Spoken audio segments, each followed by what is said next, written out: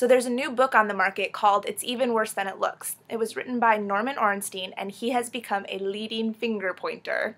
So in an interview this morning with ABC, he said, when you look at the data, including voting records, the Democrats have moved to the left, to probably their own 25-yard line.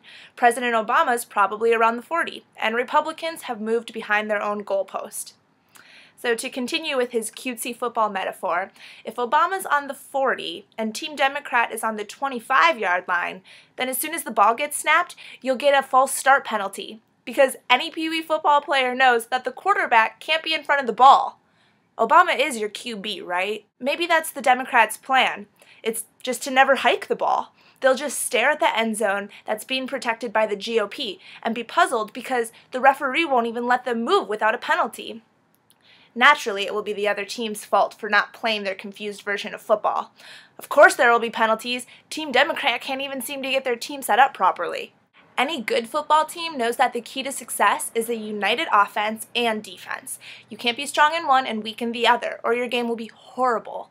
You have to be excellent at passing and running, and have a strong offensive line if you want to move the ball down the field. So, Mr. Ornstein, perhaps the problem isn't that the Republicans are on the opposite side of the field. Perhaps it's that you can't seem to unite your team and get your QB behind your center. Heidi Heitkamp, who's a North Dakota Democratic Senate candidate, told the AP that Obama has failed the one test America had for him, which was to unite the country.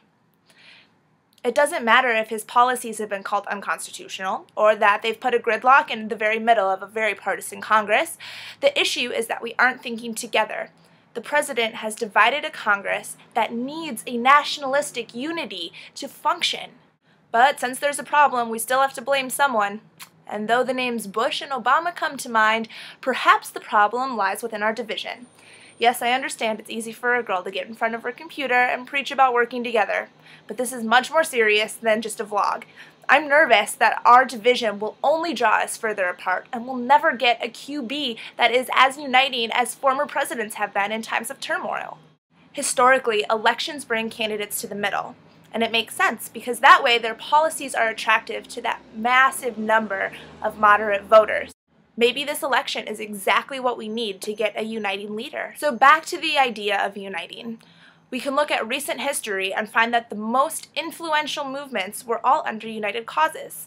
For example, the Tea Party, the Occupy movement, the Walker protests, the uniting force between Romney and Paul Ryan, go Paul Ryan, and the United States Congress even after 9/11. But why is it that we need some kind of disaster or highly controversial litigation to unite us?